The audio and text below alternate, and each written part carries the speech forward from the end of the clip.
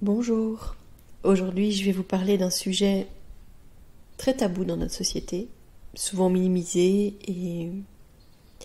et balayé en fait quand on vit une nouvelle grossesse. C'est le sujet des grossesses arrêtées. Il faut savoir que c'est quand même quelque chose qui est très fréquent. On dit que c'est à peu près une grossesse sur 5 et qu'il y a une femme sur 4 qui sera touchée par la perte d'un bébé. Et pourtant on en parle tellement peu. Et ces chiffres sont même minimisés parce qu'il y a beaucoup de grossesses qui s'arrêtent tellement tôt qu'on n'est parfois même pas au courant qu'on est enceinte. Et puis, je pense que ces chiffres, ils concernent les choses qui sont enregistrées. Et il y a pourtant des cas où les femmes, elles font le choix de simplement vivre cet événement chez elles, sans passer par la case médicale.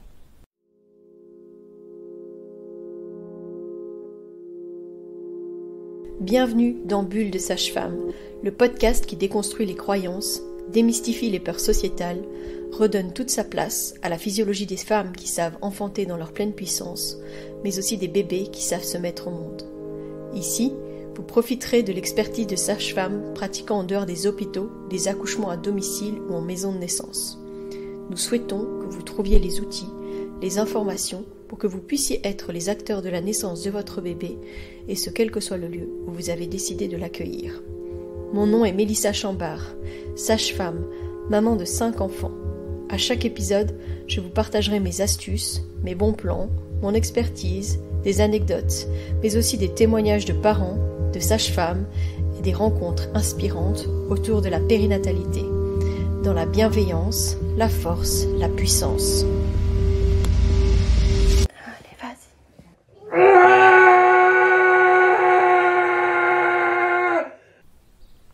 Alors d'abord, parler des grossesses arrêtées, c'est déjà mettre un terme plus doux à le terme familier qu'on utilise, qui est celui de fausse couche. Il faut vraiment arrêter d'utiliser ce mot de fausse couche, parce que rien n'est faux dans ce que traversent les femmes dans ces moments-là, les familles. Fausse couche, ça serait comme si ce qu'elles vivaient était un mensonge, que rien n'était vrai. C'est minimiser vraiment leur vécu, minimiser ce qu'a représenté cet enfant. C'est une non-reconnaissance finalement de ce que c'est que de perdre un bébé, quel que soit le stade de la grossesse. Alors, c'est fort reconnu quand c'est un bébé d'un certain âge, parce que j'imagine que les gens se sont plus visualisés avec un vrai bébé dans les bras. Mais c'est tout autant difficile aussi pour les femmes qui perdent un bébé même au tout début de la grossesse. Et alors, quand c'est le 2e, 3e, 4e fois qu'elle vit ça, évidemment, souvent il va y avoir de la compassion, mais d'ici à dire que on reconnaît le fait que ce soit si douloureux pour elle, c'est pas toujours évident. Les proches ont souvent beaucoup de mal en fait parce que reconnaître la mort d'un enfant qui n'est jamais né, d'un bébé tellement petit qu'il n'aurait pas été viable, je crois que c'est une manière aussi de se protéger finalement de la douleur qu'ont ses parents et puis aussi de la douleur que ça peut parfois réveiller chez eux. Personnellement, quand j'ai perdu la perte d'un bébé, j'ai eu des proches qui ont eu des mots qui ont été très difficiles. On m'a parlé d'échec, on m'a parlé de clôturer cette affaire. Enfin, c'était assez interpellant à quel point les gens utilisaient des mots qui étaient finalement très déshumanisants pour ce qui était pourtant en train de se passer pour nous.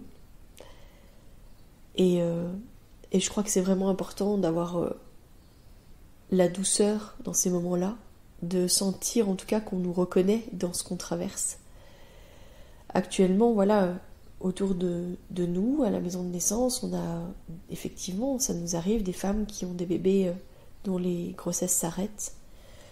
On a aussi des femmes qui sont enceintes d'un bébé suivant et qui pourtant disent je suis pas sereine, je suis pas bien. On me dit que je devrais me réjouir, mais en fait j'y arrive pas. Les femmes, elles mettent parfois longtemps en fait à investiguer une nouvelle grossesse parce que elles ont peur en fait de revivre la même situation et d'être à nouveau submergées par ce deuil du bébé qui s'en va. Il y a finalement deux types de situations. Alors je parle vraiment des grossesses qui s'arrêtent avant l'âge légal de viabilité en fait, donc avant qu'on ait l'opportunité de faire reconnaître réellement ce bébé, on va dire par l'État, qu'il puisse être noté sur le livret de famille, qu'il puisse porter un nom, etc. Donc dans ces situations-là, il va y avoir les moments où la grossesse s'arrête et puis que spontanément les pertes de sang vont commencer. C'est souvent comme ça qu'on va découvrir qu'il y a une perte, que la grossesse s'est arrêtée. Donc souvent ces saignements sont accompagnés de douleurs, tout simplement parce que ce sont des contractions. Et ça on le dit pas assez souvent, que c'est finalement perdre un bébé même dans ces moments-là, c'est un accouchement.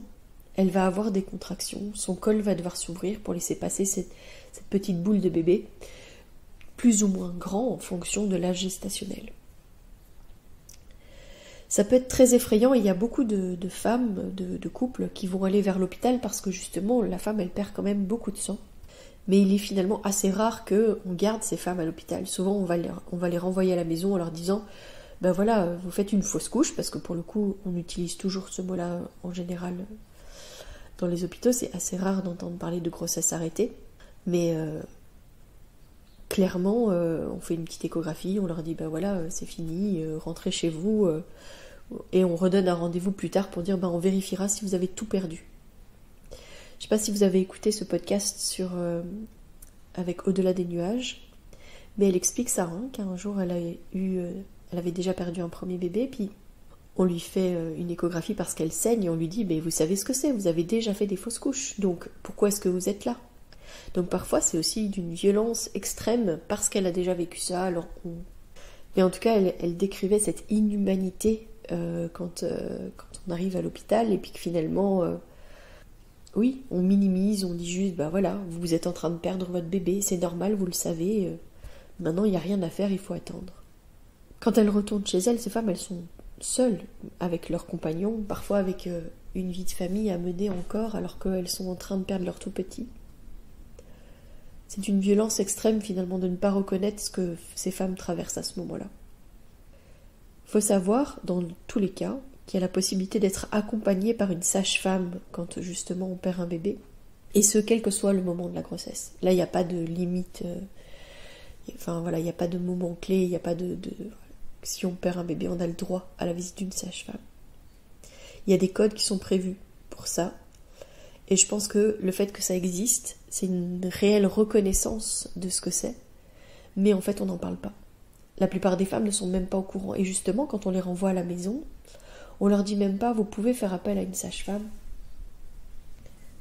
Les sages-femmes, dans ce genre de situation, elles ont justement à nouveau ce rôle de gardienne.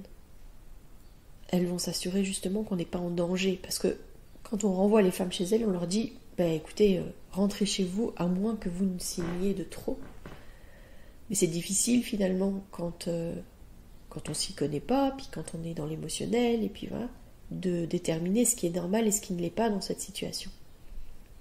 Donc avoir une sage-femme proche de soi, c'est vraiment un plus, et permettre de vivre plus sereinement, j'ai envie de dire, cette perte, mais être en sécurité.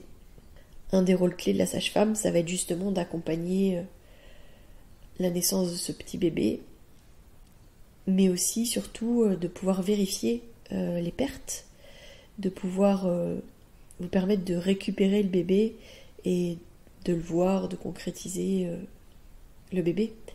C'est-à-dire que souvent, une femme, quand elle est toute seule, instinctivement, quand elle va commencer à perdre beaucoup trop de sang, elle va aller sur les toilettes. Et quand on en parle avec les femmes, elles disent j'ai perdu beaucoup, et puis j'ai tiré la chasse. Donc elles n'ont même pas concrétisé, puis finalement quand elles se rendent compte que peut-être le bébé était là, elles s'en veulent. Si ça a été à l'hôpital, si on a vérifié à l'hôpital, en tout cas où est-ce qu'elle en était, puis qu'elle ne s'est même pas rendue compte de quand est-ce que le bébé était passé, de toute façon tout sera considéré plus comme un déchet.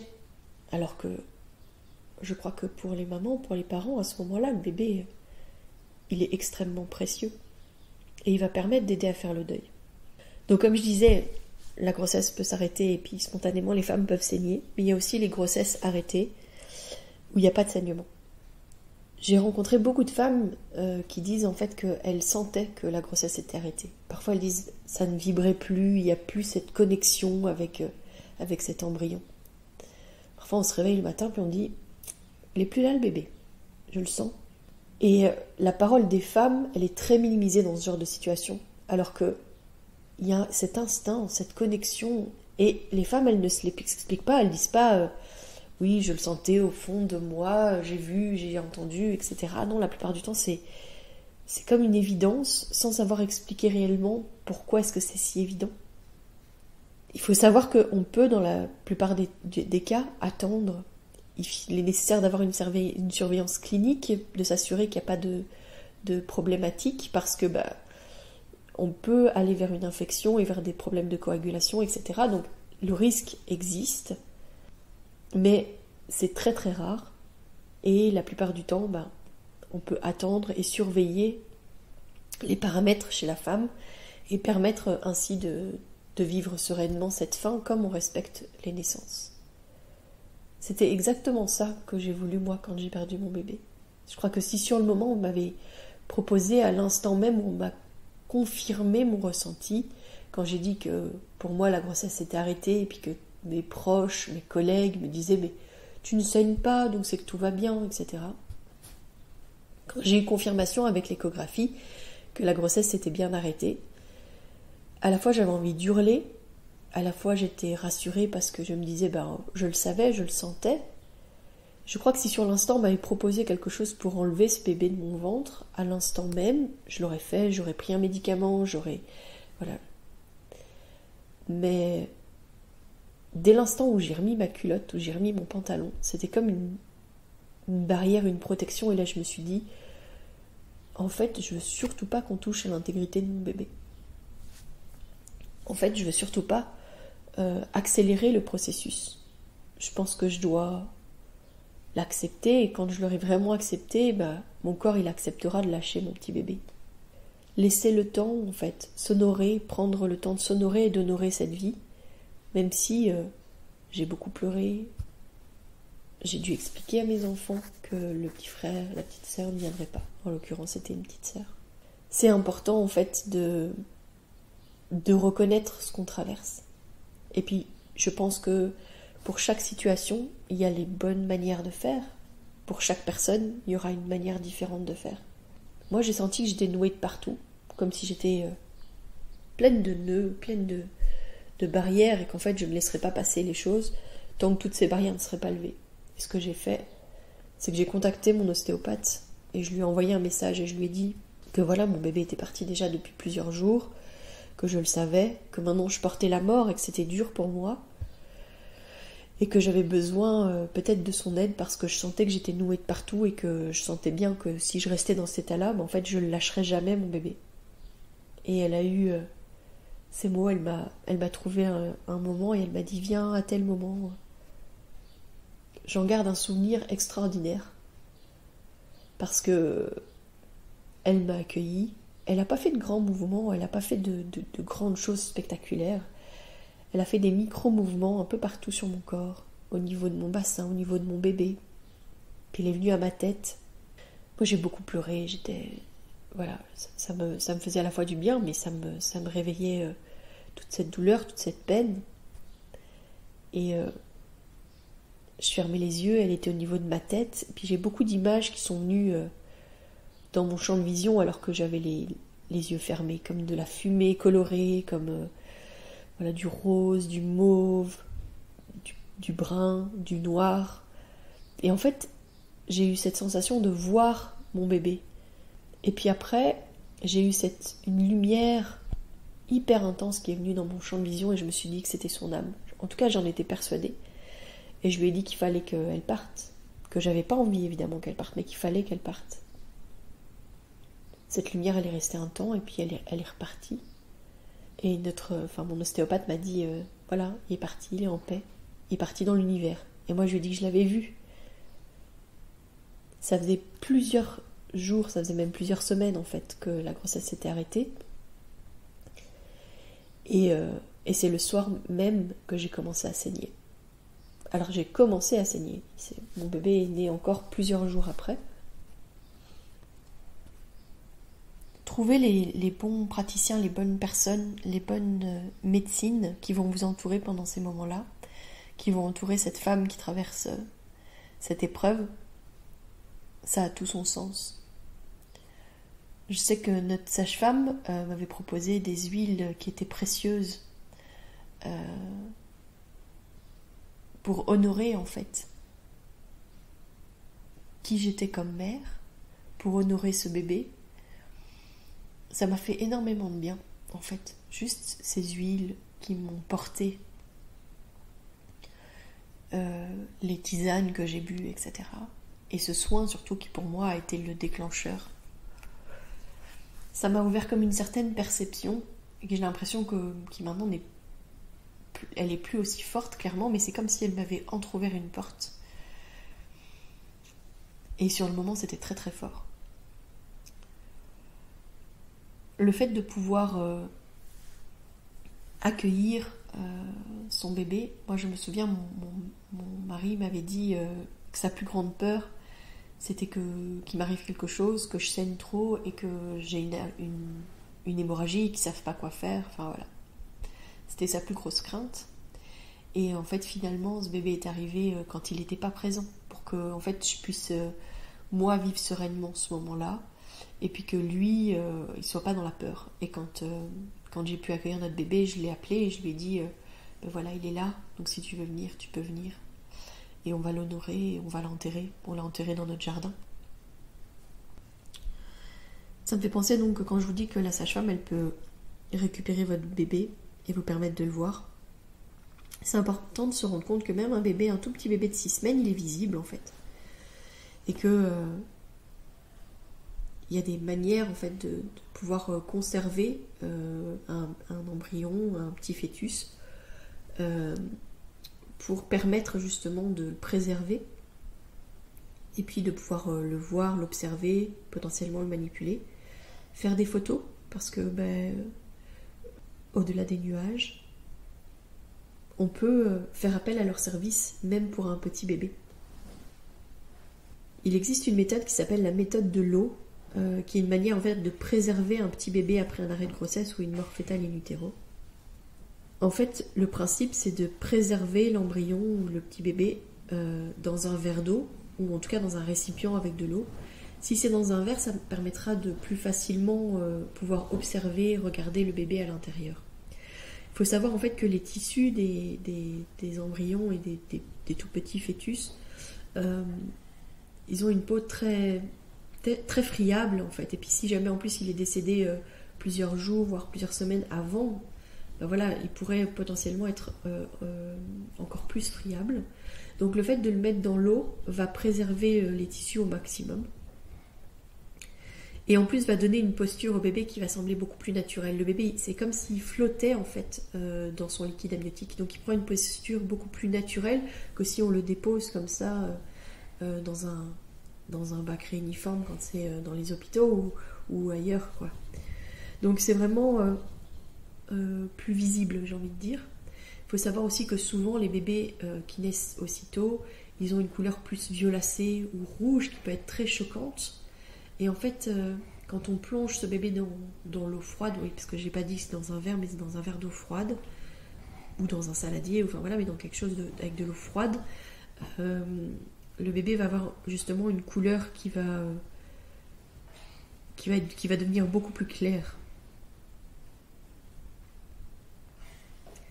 En fait, la peau va se regonfler et s'éclaircir, et donc ça va permettre justement de remarquer plein de petits détails physiques du bébé. On voit très bien souvent les petits doigts, les petites mains, les petits pieds, et donc c'est aussi ça qui va permettre d'obtenir potentiellement de belles photos. Ça peut arriver qu'on ait besoin parfois de laisser le bébé dans l'eau froide une nuit pour que voilà, ce soit plus possible de faire des photos par exemple.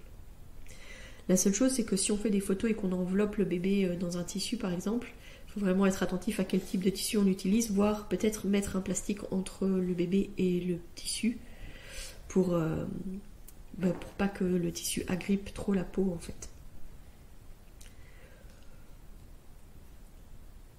C'est vraiment un moyen de préserver le bébé et c'est quelque chose qui fait qu'on peut garder le bébé pendant potentiellement plusieurs jours si on peut changer l'eau régulièrement si jamais c'est nécessaire.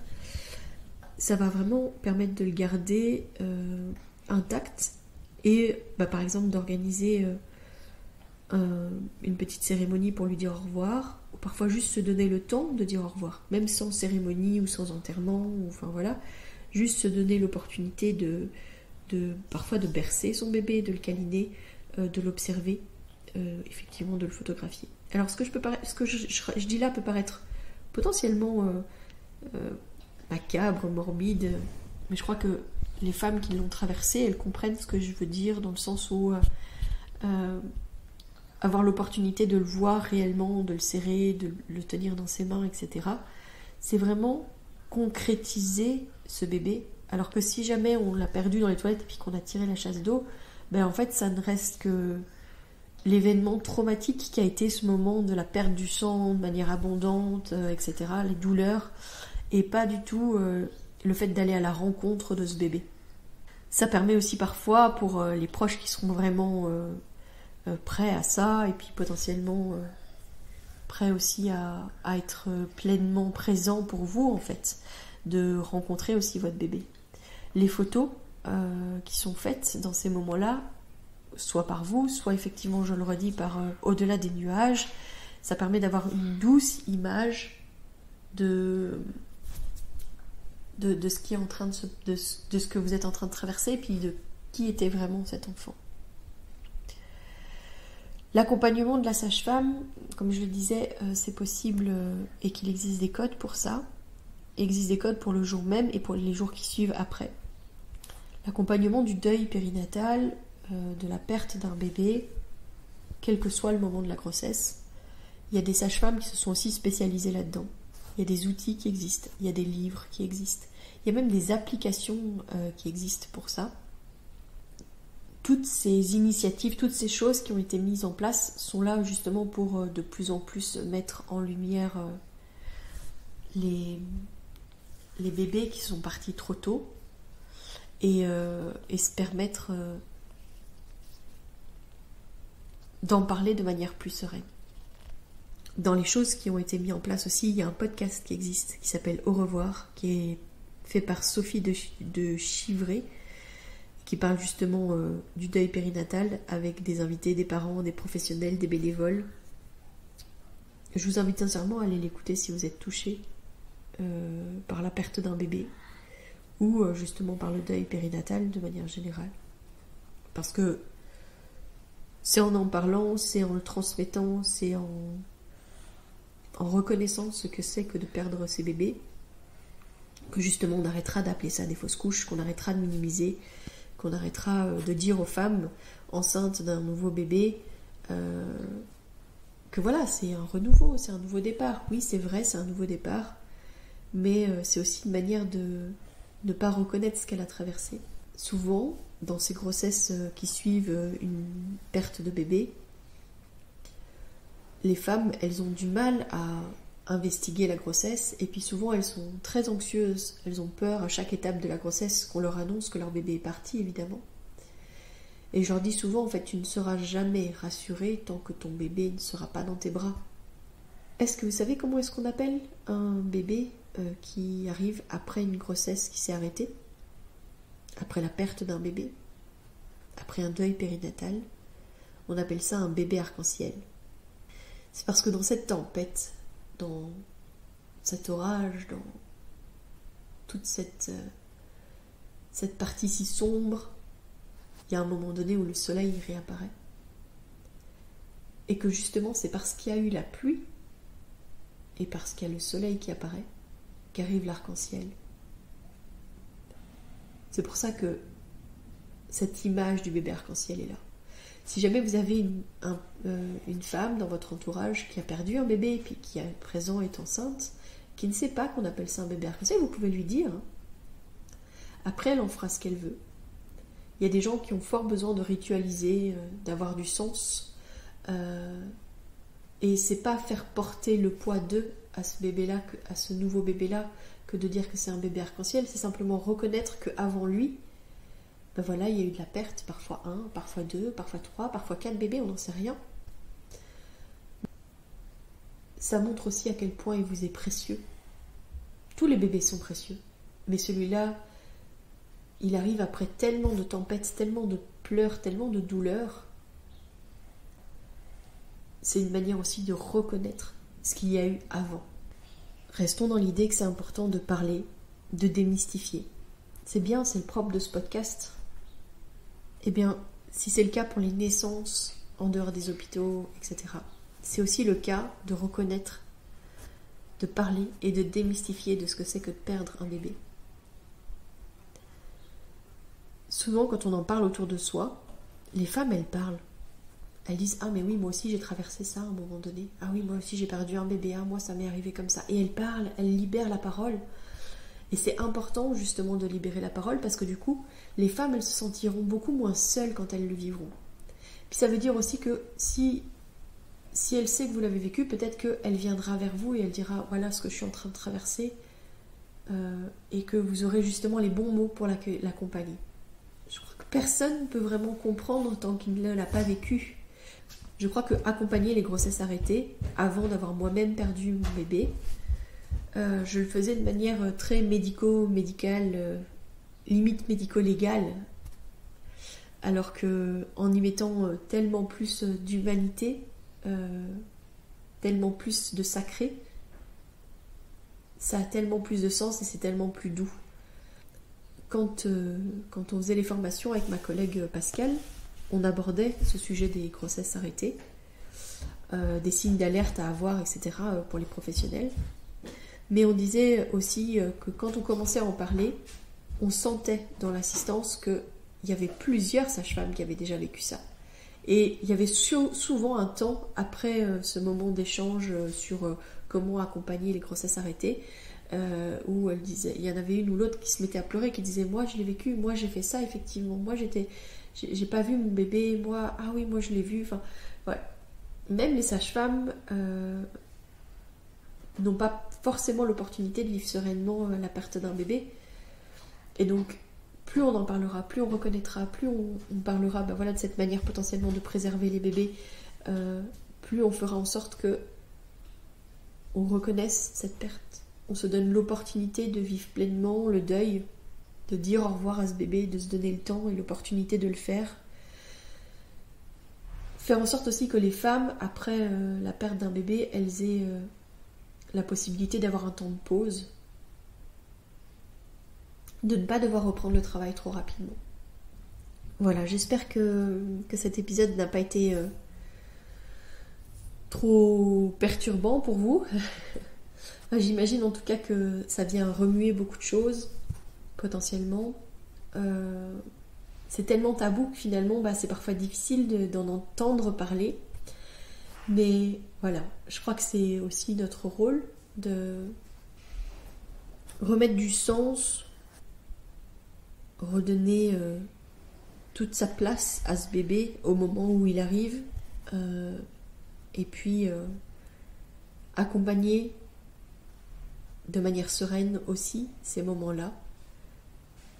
Voilà, vous savez que maintenant vous pouvez faire appel à une sage-femme. Si vous avez une femme proche de vous qui est en train de vivre cette situation, vous pouvez lui dire qu'elle a le droit à une sage-femme. Et puis, continuons à en parler. Reconnaissons ce qu'elle traverse. Finalement, comme action, si jamais j'ai une chose à vous dire, c'est que vous pouvez peut-être, si vous avez une femme proche de vous qui vit ce moment-là, vous pouvez peut-être lui offrir un cadeau symbolique. Une boîte dans laquelle elle pourra mettre quelques objets, ou peut-être un cadre où elle pourra mettre son échographie. Un petit objet symbolique qu'elle pourra garder en souvenir de ce bébé. Une perle, une petite statuette, un mot doux. Parfois écrire une lettre à ce bébé, écrire une lettre à sa maman. Dans ces moments-là, la symbolique, elle est vraiment importante. Donc l'action que je vais vous demander, c'est ça. C'est que si jamais un jour vous avez une amie qui traverse ça, une membre de votre famille, une femme proche de vous, faites ça. Ça donnera toute sa place à ce bébé. Ça permettra la reconnaissance aussi de ce qu'elle traverse.